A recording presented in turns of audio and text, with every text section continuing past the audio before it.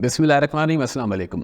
काबिल बनो अकेडमी के साथ मैं गुलाम मुस्तफ़ा एक बार फिर आपकी खिदमत में हाजिर हूँ। अच्छा जी, आज हम शुरू करने वाले हैं C++ प्रोग्रामिंग की एक सीरीज़ और बहुत सारी चीज़ें जो है वो इसमें हम डिस्कस करने वाले हैं। बहुत सारे टॉपिक्स कवर करने वाले हैं, बहुत सारी प्रोग्रामिंग हम करने वाले हैं। तो जल्दी से चलते हैं अपने वीडियो के पहले पार्ट की तरफ, यानी कि प्रेजेंटेशन की तरफ, और डिस्कस करते हैं आज के लेक्चर को डिटेल।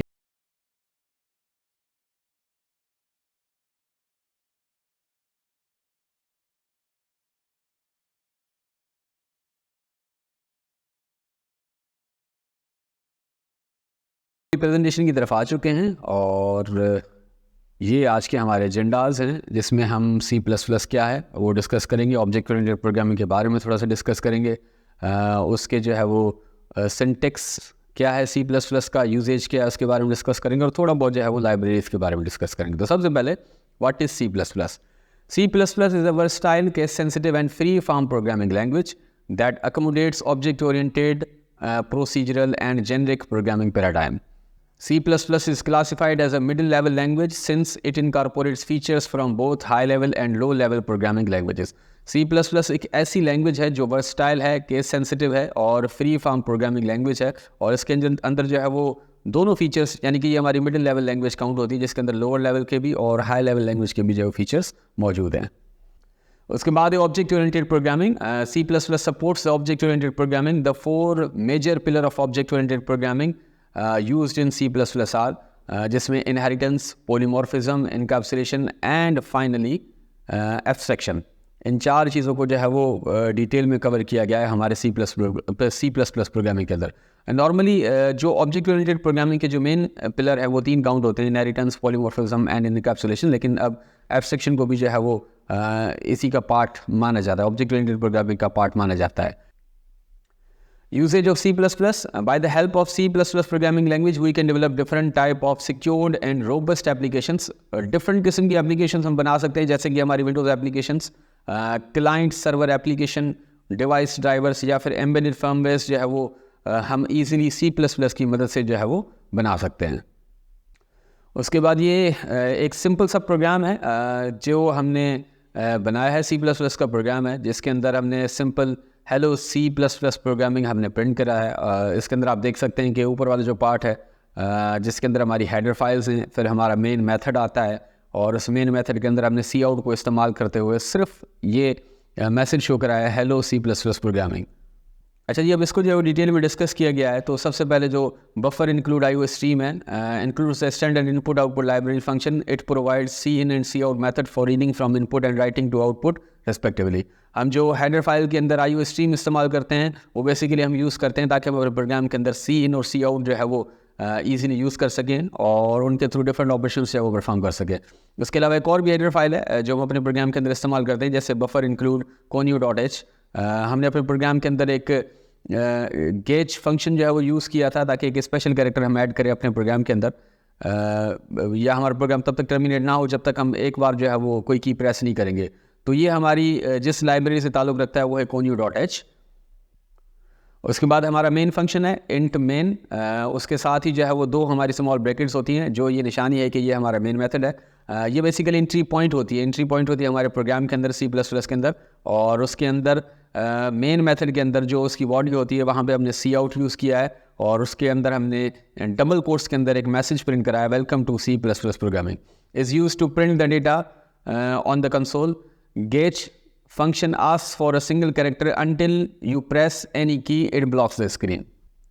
उसके बाद C++ basic input output.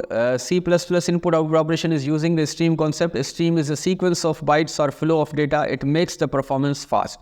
If bytes flow from main memory to device like printer, display screen or a network connection, this is called as output operation. बहुत ही सिंपल सा है कि भाई अगर हमारे बाइट से जो है वो फ्लो हुआ, बाइट्स फ्लो होते हैं मेन मेमोरी से हमारे डिवाइसेस की तरफ, जैसे कि हमारा प्रिंटर हो गया, स्क्रीन हो गई, या कोई और डिवाइस हम इस्तेमाल करें, तो वो हमारा आउटपुट ऑपरेशन कहलाएगा।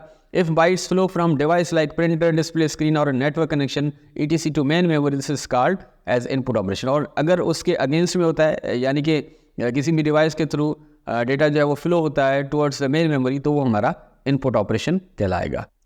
ये हमारी इनपुट आउटपुट की कुछ हेडर फाइल्स हैं जो कि हम आगे जितने भी प्रोग्राम्स इस्तेमाल करेंगे तो आहिस्ता आहिस्ता हम इनको जो है वो यूज़ करते जाएंगे। फ़िलहाल हमने जो है वो सिर्फ सी इन और सी आउट के लिए IO स्ट्रीम इस्तेमाल किया है, तो उसको जो है वो थोड़ा सा डिस्कस कर लेते हैं। सबसे पहले सी आउट, यानी कि जो हमारा आउटपुट है। The cout is a predefined object of a stream class. It is connected with the standard output device, which is usually a display screen. The cout is used in conjunction with the stream insertion operator, जैसे कि less than 2 बार इस्तेमाल हुआ, to display the output on a screen. काम इसका ये होगा कि सी out के साथ हम 2 बार जो है वो लेस देन इस्तेमाल करेंगे, और फिर अगर हमें कोई मखसूस मैसेज देने तो डबल कोट्स के अंदर हम जो है वो मैसेज शो कराएंगे, तो वो फाइनली हमारी स्क्रीन के ऊपर जो है वो प्रिंट हो जाएगा।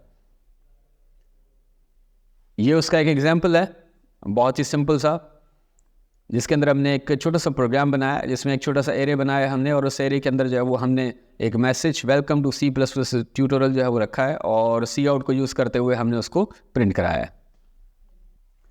उसके अगेंस्ट में एक और हमारा ऑपरेशन है सी इन का, यानी कि इनपुट हम इस्तेमाल करते हैं सी आउट के अगेंस्ट में। Cin is a predefined object of stream class. It is connected with the standard input device, which is usually a keyboard. The cin used in conjunction with the stream extraction operator greater than to read the input from a console. अब इसका भी जो है वो एक छोटा सा example हमने कवर किया है, और ये आप अपने सामने देख सकते हैं कि एक वेरिएबल हमने बनाया एज का, और उसके अंदर पहले हमने एक मैसेज प्रिंट करा enter your age, and then cin को इस्तेमाल करते हुए उस एज को जो है वो वैल्यू दी है, और सी आउट को इस्तेमाल करते हुए फाइनली हमने उसका आउटपुट शो कराया है। अच्छा, एक और जो है वो हम कीवर्ड इस्तेमाल करते हैं एंड एल बेसिकली हम इस्तेमाल करते हैं ताकि हमारे प्रोग्राम के अंदर जो हमने मैसेज दिया है या जो लाइन हम इस्तेमाल कर रहे हैं उसके बाद जो एक न्यू लाइन आ जाए। तो ये आपके सामने प्रोग्राम है, cout Java point endl इस्तेमाल किया है, और उसके बाद एंड ऑफ लाइन। तो पहली लाइन में जो C++ ट्यूटोरियल है वहाँ पे हमने एंड एल इस्तेमाल नहीं किया, तो इसके आउटपुट में जो है वो पहली लाइन जो है वैसी होगी, दूसरी लाइन उसके साथ ही स्टार्ट हो रही होगी, फिर दूसरी लाइन के बाद जो है वो एक लाइन का गैप आता होगा, और इसी तरह से कहानी जो है वो आगे चलती रहेगी। तो जी ये तो था हमारी प्रेजेंटेशन का पहला पार्ट, और अब चलते हैं IDE की तरफ, और इन्हीं प्रोग्राम्स को जो है वो प्रैक्टिकली परफॉर्म करते हैं। अच्छा जी, हम आ चुके हैं अपने IDE की तरफ, और हमने प्रोग्रामिंग करने के लिए जो है वो डेव C++ जो है वो इस्तेमाल किया है, और मैंने सिंपल गूगल में जाके लिखा था डाउनलोड डेव C++, तो जो पहला लिंक आया था उस पर क्लिक करके मैंने इसको डाउनलोड कर लिया था, और बहुत ही आसान सा तरीका है इसको इंस्टॉल करने का। नेक्स्ट ही करते जाना है, और कुछ लोकेशंस मेंशन करानी है, और जैसे इंस्टॉल हो जाएगा तो फिर आपसे ऑप्शन भी पूछेगा कि भाई अपने लुक को थोड़ा सा मॉडिफाई करना चाहते तो आप उसमें जो है वो थोड़ी सी मॉडिफिकेशन भी कर सकते हैं, अपने हिसाब से कुछ कलर्स चूज़ कर सकते हैं, और थोड़े बहुत आइकन्स भी आप चूज़ कर सकते हैं, और फिर उसके बाद जो है वो जैसे ही फाइनलाइज हो जाएगा तो आपके सामने ऐसी एक स्क्रीन आ जाएगी। और जैसे ही आप देख रहे हैं कि बहुत सारे ऑप्शंस हैं इसमें, जैसे कि मैं फ़ाइल में गया, और फाइल में जाके हमारा काम ये होगा कि न्यू करके या सोर्स फाइल करेंगे या प्रोजेक्ट फाइल करेंगे, तो मैंने प्रोजेक्ट फाइल ऑलरेडी एक बना ली है। और यहाँ पे आप देख सकते हैं कि डिफरेंट बटन्स भी हैं इसमें। जो ये वाला बटन है, इस पर आप डायरेक्ट क्लिक करेंगे तो आपका प्रोग्राम जो है वो डीबग और रन हो जाएगा, या फिर डायरेक्ट आप F11 प्रेस करें तो एक प्रोग्राम बना लेते हैं, फिर आपको समझ में आ जाएगा कि ये कहानी किस तरह से चलती है। तो सबसे पहले बफर इंक्लूड IO स्ट्रीम, और फिर उसके बाद using namespace std, and then main method create कर लेते हैं,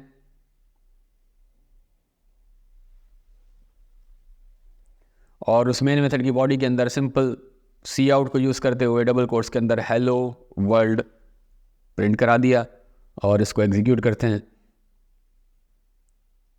और ये यहाँ पे एरर आ गया है, मेरे हिसाब से स्पेलिंग मिस्टेक है, नेम स्पेस, हाँ जी, दोबारा से इसको एग्जीक्यूट करते हैं,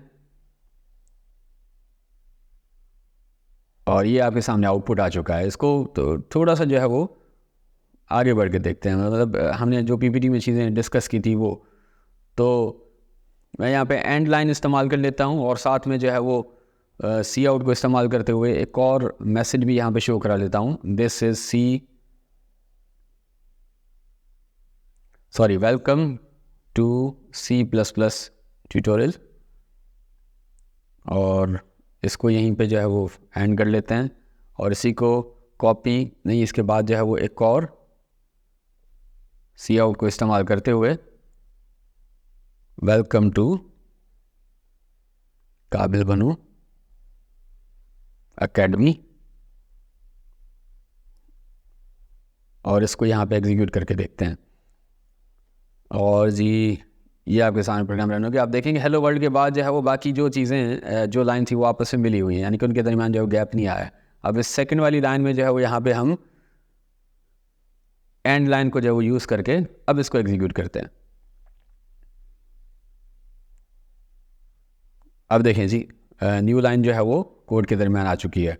तो अब इसको थोड़ा सा और आगे बढ़ाते हैं, एक और हेडर फाइल जो इंक्लूड करते हैं conio.h, और अपने कोड के अंदर हम सी आउट, लास्ट वाले सी आउट के बाद जो है वो गेट इस्तेमाल करते हैं। इसको एग्जीक्यूट करते हैं।